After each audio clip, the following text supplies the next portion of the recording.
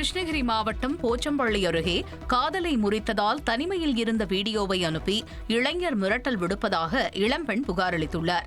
கல்லூரி முதல்வர், நண்பர்கள், பெற்றோர், உறவினர்களுக்கு அந்தரங்க வீடியோவை அனுப்பி மிரட்டல் விடுக்கும் நபர் மீது காவல்துறை உரிய நடவடிக்கை எடுக்க வேண்டும் எனவும், இதுகுறித்து தட்டி கேட்ட தனது குடும்பத்தினரையும் இளைஞர் அரிவாளால் தாக்கியதாகவும் பாதிக்கப்பட்ட பெண் குற்றம் சாட்டியுள்ளார். ஃப்ரெண்ட் சர்க்கிளில் என் அப்பா அம்மா வீட்டுக்கு, எங்கள் வீட்டில் இருக்கவங்க எல்லாருக்கும் வீடியோவாக வந்து சென்ட் பண்ண ஆரம்பித்தான். நாங்கள் இதை அவங்க வீட்டில் இருக்க அவங்க அக்கா கிட்டேயும் அவங்க அம்மா கிட்டேயும் நம்ம சொன்னோம். காம்ப்ரமைஸ் பண்ணி பேசிடலான்னு தான் போனோம்.